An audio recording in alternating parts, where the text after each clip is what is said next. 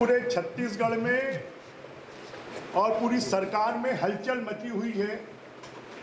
पूरा प्रशासन, पूरा शासन उसने ताकत लगा दी है कि युवा मोर्चे का 24 तारीख का जो हल्ला बोल कार्यक्रम है उसको कैसे रोका जा सके, उसमें आने वाले लोगों को कैसे रोका जा सके, इसमें पूरी ताकत लगा दी है। परंतु हम सरकार को ये चेतावनी देते हैं, ये चुनौती देते हैं, ये चैलेंज करते हैं कि आने वाली 24 तारीख को इस प्रदेश का 1 लाख से ज्यादा युवा रायपुर की सड़कों पर होगा। और ये जो हल्ला बोल कार्यक्रम है, मुख्यमंत्री निवास का घेराव है, ये कांग्रेस के ताबूत में आखिरी कील होगी।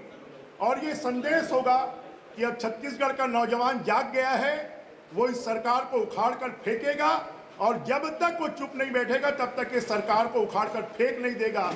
और इस आंदोलन को हम पूरे छत्तीसगढ़ के नौजवानों से, छत्तीसगढ़ की जनता से, भारतीय जनता पार्टी के कार्यकर्ताओं से आह्वान करते हैं कि आने वाली 24 अगस्त को हमारे नगर निगम कार्यालय के सामने ज़्यादा से ज़्यादा संख्या में कार्यकर्ता पहुंचे, जनता पहुंचे, नौजवान पहुंचे। और जो नौजवानों के साथ में पिछले 3.25 सालों में जो वादे किए गए थे, जो वादा खिलाफी की है, जो अन्याय किया है, जो अत्याचार किया है, जो आत्महत्याएं नौजवान कर रहे हैं, जो अवसाद में जी रहे हैं, ऐसा हमने कभी नहीं देखा कि छत्तीसगढ़ में सामूहिक आत्महत्याएं हो रही हों। और ऐसे अवसाद का वातावरण बनाने के लिए कोई जिम्मेदार है तो प्रदेश के मुख्यमंत्री भूपेश बघेल और कांग्रेस पार्टी जिम्मेदार है। और इसके लिए आने वाली 24 तारीख को युवा बड़ी संख्या में आएगा। और विस्तृत जानकारी आपको हमारे मुख्य प्रवक्ता अजय चंद्राकर जी देंगे कि पिछले 3.25 सालों में इस सरकार की युवाओं के प्रति किस प्रकार से अवहेलना हुई है, युवाओं के साथ में किस प्रकार से अन्याय हुआ है, युवा किस प्रकार से अपने आप को ठगा हुआ महसूस कर रहा है। अजय चंद्राकर जी आपको बताएंगे। 2050 तक पूरी दुनिया में भारत सबसे युवा देश होगा और छत्तीसगढ़ के नौजवानों की राष्ट्र निर्माण या देश के प्रदेश के निर्माण में एक बड़ी भूमिका होनी चाहिए, ये अपेक्षा। नौजवान कुछ कारणों से दिग्भ्रमित हुए, आकर्षित भी हुए कांग्रेस की ओर। पिछले चुनाव में 18 में जब चुनाव हुआ, कांग्रेस को किसी भी तरह सत्ता हथियानी थी, प्रदेश के हितों से मतलब नहीं था, तो उन्होंने कहा कि हम 2,500 रुपया महीना आपको बेरोजगारी भत्ता देंगे, 10 लाख लोगों को रोजगार देंगे, पढ़ाई लिखाई और व्यक्तित्व विकास के लिए अवसर देंगे। आज की तारीख में भूपेश बघेल जी को यदि सिर्फ युवाओं की बात करें, उनके पूरे घोषणा पत्र को छोड़ दें, युवाओं की बात करें तो वो प्रदेश के युवाओं को छल रहे हैं, ठगे हैं। और ये कह सकता हूं मैं कि उन्होंने विधानसभा की भी अवमानना की है और असत्य कथन करने वाले, झूठ बोलने वाले वो प्रदेश के या पूरे देश के पहले मुख्यमंत्री हैं। मित्रों, 2500 रुपया उन्होंने अभी तक दिया नहीं। यदि ये 5वें और आखिरी बजट में आ भी जाए तो उसकी कोई विश्वसनीयता है नहीं। चुनाव जीतने के लिए फिर से लिख दें घोषणा पत्र में या बजट में हम कर दें तो कोई विश्वसनीयता नहीं है उसकी। असत्य कथन मैंने क्यों कहा? उन्होंने जनसंपर्क के विज्ञापन में छपवाए 4,65,000 रोजगार हमने दिए। फिर उन्होंने छपवाया 6,50,000 रोजगार हमने दिए।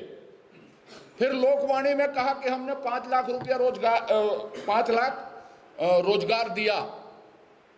फिर उन्होंने कहा कि उद्योगों में 35,754 लोग नियोजित हुए।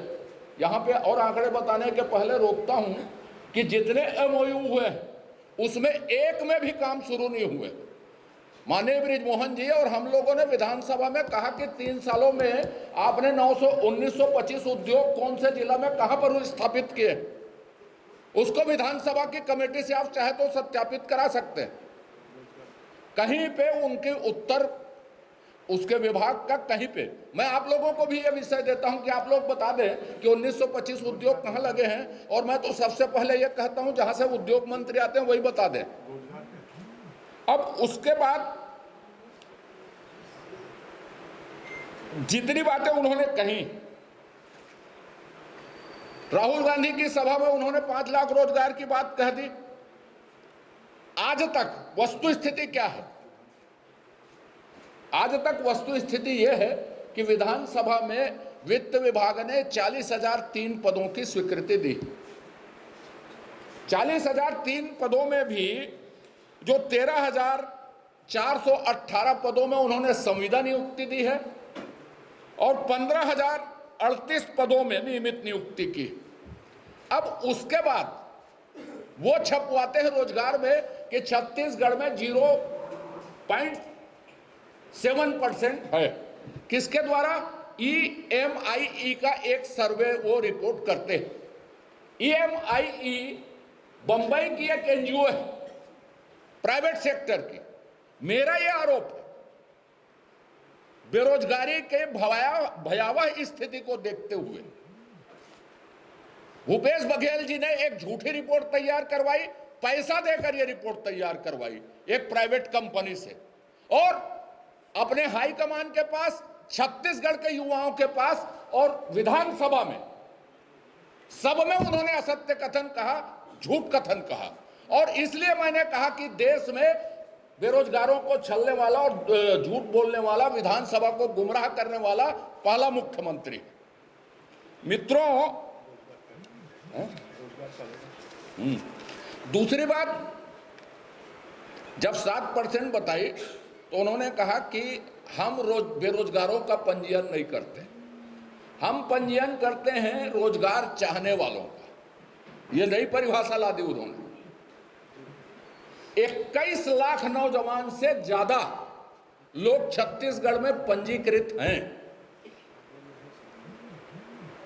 और आपको बता दूं 14,885 हाई स्कूल के जो टीचर हैं जिसकी भर्ती होनी थी, 18 साल के बच्चे, 17 साल के बच्चे उसी में जाते हैं। 3.5 साल से 9,000 लोगों को उन्होंने किया, बाकी सत्यापन चल रहा है। एक समय ऐसा आया कि हमने जुलाई और बजट सत्र और जुलाई के बीच में पूछा था प्रश्न, तो सिर्फ 7 लोगों का सत्यापन हुआ था। सरकार की स्थिति ये देख लें, 7 लोगों का सत्यापन किया था। 1354 पद जो हायर एजुकेशन में भरने थे, 3.5 साल हो गए, वो अभी तक भरे ही जा रहे हैं। किस तरह भरे जाएंगे? और सिर्फ पदों की संख्या बढ़ती जा रही। यूपीएससी बोलता हूं, CGPSC ने चपरासी का आवेदन लिया, आप लोगों ने देखा होगा कितने लोगों ने आवेदन दिया और कितने लोग तुरंत अपात्र घोषित किए गए। अभी एक पद में 2 इंटरव्यू हो रहा है, भौमिकी और वैज्ञानिकों का। आपने देखा होगा कि दोनों के की परीक्षाएं ली गई। तो अराजकता का वातावरण लगातार।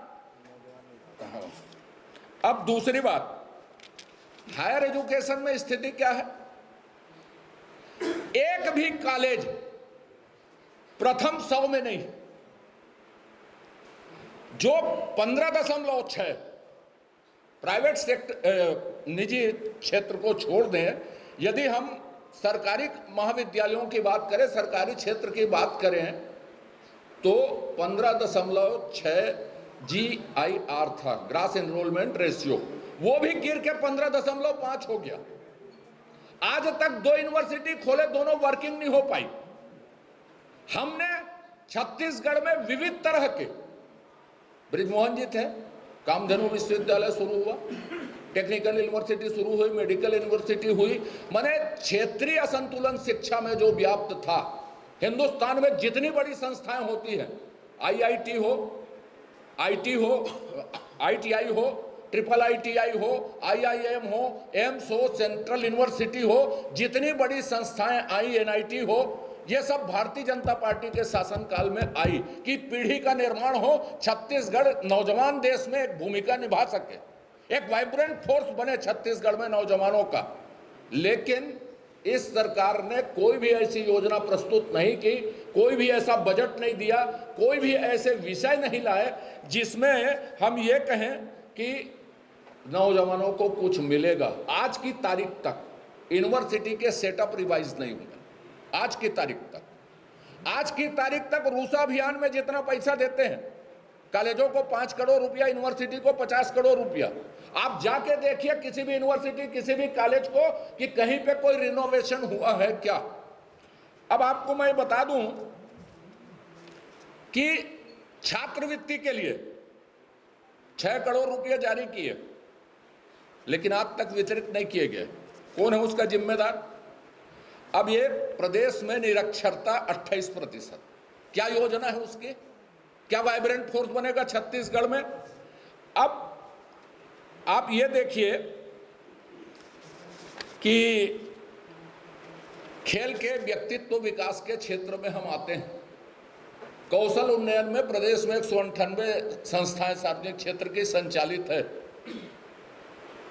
नियम है कि सबको वो नियोजित करेंगे, इतने दिन कम से कम, 1 साल कम से कम वो संस्थाएं काम करवाएंगी, उसको नियोजित करेंगी, ये शर्त में। 198 मिलकर मुश्किल से 13,000 लोगों को नियोजित किया और आज की तारीख में सिर्फ 8 संस्थाएं चल रही हैं, बाकी संस्थाएं बंद हैं। माने कौशल उन्नयन में भी छत्तीसगढ़ 0। खेल कूद में ऐसा है, व्यक्तित्व विकास में बात कर रहा हूं, खेल कूद में ऐसा है कि मुख्यमंत्री जी ओलंपिक संघ, हैंडबॉल संघ, टेनिस संघ, बास्केटबॉल, हॉकी, बॉक्सिंग, साइकिल, ये सब के सब यूनियन के अध्यक्ष हैं। सिर्फ खेल प्राधिकरण बनाया गया, कोई बजट नहीं, कोई बैठक नहीं, कोई सेटअप नहीं। जो सदस्य बनाए वो कांग्रेस के विधायक सदस्य को बनाए। जो हमने परिसंपत्ति बनाई, माननीय बृजमोहन जी शहर के हैं, विधायक हैं, ये नौजवान हैं अमित साहू जी, चाहते हैं कि कुछ हो। एस्ट्रो टर्फ में भी देखिए जानवर दिखेंगे आपको जाके। जो ओपन स्टेडियम है उसको जाके देखिए, अभी यदि चलने लायक होगा तो मैं मान जाऊंगा। आप निरीक्षण कर लीजिए इंडोर स्टेडियम में कौन से खेल चलते हैं वो मुझे बताइएगा। वॉलीबॉल चलते हैं कि बैडमिंटन चलते हैं कि कबड्डी चलते हैं? आजकल खो खो भी इंडोर में होता। कौन सा गेम इंडोर स्टेडियम में एकमात्र में चलता? हमने ये जब खेल मंत्री थे, पीडब्ल्यूडी मंत्री थे, पूरा करवाया उनको, इंटरनेशनल को। पहली बार हमने बड़ी प्रतियोगिता आयोजित की, आईपीएल का मैच भी हुआ, वनडे भी हुआ। आज आप उस स्टेडियम को जाके देखिए कि क्या स्थिति है। हमने भारतीय जनता पार्टी के शासन में एक विजन प्रस्तुत किया था कि हम राष्ट्रीय खेल छत्तीसगढ़ में करवाएंगे। कर्नाटक के बाद गोवा, गोवा के बाद छत्तीसगढ़ का नंबर था। यहाँ के खेल विभाग को मालूम भी नहीं होगा कि छत्तीसगढ़ का एक्सपोजर या छत्तीसगढ़ में यह खेल विभाग द्वारा छत्तीसगढ़ सरकार ने आमंत्रण दिया था, ये मालूम है कि नहीं है ये भी मैं नहीं जानता। अब जो राष्ट्रीय स्तर पर प्रदर्शन किए, नैना धाकड़ आप सब जानते हो, अंकिता गुप्ता को आप जानते हो, और अभी आकर्षी को देखे हो, जो कॉमनवेल्थ गेम में जिन्होंने पदक जीता, राजस्थान की लड़की। 1 रुपया राज्य सरकार ने मदद नहीं किया। पर मोदी जी सरकार का प्रभाव देखिए। खेलो इंडिया में आज तक उस कार्यक्रम के आने के बाद आज तक का सबसे बड़ा प्रदर्शन किसी भी खेल इवेंट में भारत का रहा कि 61 पदक हम जीते, स्वर्ण और रजत और सब मिला के सबसे ज्यादा स्वर्ण जीते। ये एक इंपैक्ट होता है, ये एक प्रभाव होता है राज्य की नीति और कार्यक्रमों का। ओलंपिक संघ का अध्यक्ष बन जाना, 500 संघ का अध्यक्ष बन जाना, फर्जी अध्यक्ष बन जाना। ओलंपिक संघ का कोई चुनाव नहीं हुआ, कोई पर्यवेक्षक नहीं आया, कुछ नहीं आया। एक अपने सहयोगी को पकड़े, होटल में डिनर किए और सभी संघों के अध्यक्ष बन गए। आप पूछिएगा उनसे कौन पर्यवेक्षक भेजा था आपको ओलंपिक संघ के अध्यक्ष बनाने के लिए। तो ये आप एक भी नीति कार्यक्रम, उच्च शिक्षा में एक छोटी सी बात समाप्त करता हूं, फिर मैं आपको, कि हर संसदीय क्षेत्र में मेडिकल कॉलेज खुलेगा। जांजगीर में जाके घोषणा कर दी मुख्यमंत्री जी ने। आज की तारीख तक 50 करोड़ रुपया केंद्र सरकार के आए रखे हैं एक एक के लिए। मैचिंग ग्रांट देने के लिए पैसे नहीं है। खेलगढ़ी योजना में जितने पैसे केंद्र सरकार ने दिए उसमें सिर्फ खरीदी की गई, बोगस सामानों की खरीदी की गई। अब ये बताइए कि किसी भी क्षेत्र में, शिक्षा में, कौशल उन्नयन में, खेलकूद में, नौकरी में, रोजगार में और व्यक्तित्व विकास के अन्य आयामों में राज्य सरकार की क्या भूमिका है, क्या नीति है, क्या कार्यक्रम है। युवा आयोग एक राजनीतिक पद, तो इसलिए हम तो आज एक विषय में शुरू कर रहे हैं। जिस दिन पूरे विषय में हम एक एक करके देंगे तो ये सरकार सो भी नहीं सकेगी, चल भी नहीं सकेगी, देख भी नहीं सकेगी। युवाओं के मामले भर में अभी आपने बात की, बृजमोहन जी ने बात की, अमित जी ने बात की। ये सरकार युवाओं का भविष्य खत्म करने वाली सरकार है और पूरे विषयों की यदि हम बात करें तो इस सरकार को एक काम आता है, रेवड़िया बांटना और कर्जा लेना। राजीव मितान युवा मितान क्लब रेवड़ी है, मैं बोल रहा हूं। और कितनी रेवड़ियां वो बांट रहे हैं, मैं खुले बहस के लिए उसको आमंत्रण देता हूं माननीय मुख्यमंत्री को कि वो कर लें। ये रेवड़ी है, कर्जा लेके रेवड़ी बांट रहे हैं राजीव गांधी मितान क्लब। खाली रेवड़ी नहीं, ये बेवड़ी भी सरकार, बेवड़ी भी है, रेवड़ी और बेवड़ी सरकार है। और ये सरकार, अभी अजय चंद्राकर जी ने आपको सब विषयों को बताया है। ये युवाओं के विषय आपके सामने लाए गए हैं और इन्हीं विषयों को लेकर 24 तारीख को भारतीय जनता युवा मोर्चे का, जिसमें राष्ट्रीय अध्यक्ष जयसूर्या जी आ रहे हैं और उनके नेतृत्व में समय भी बता दें, सुबह 11 बजे मोतीबाग के सामने सभी युवाओं को पहुंचने का आह्वान किया गया है।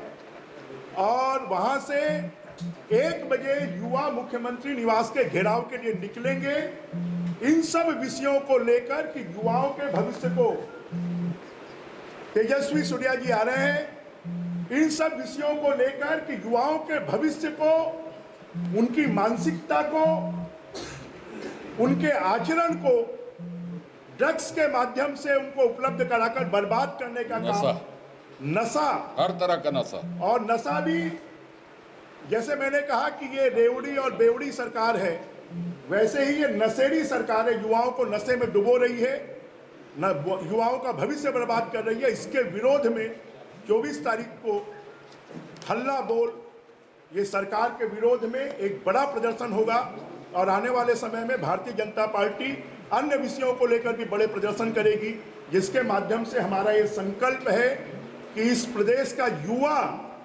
जाग गया है और इस सरकार को उखाड़ फेंकने का संकल्प उसने ले लिया है।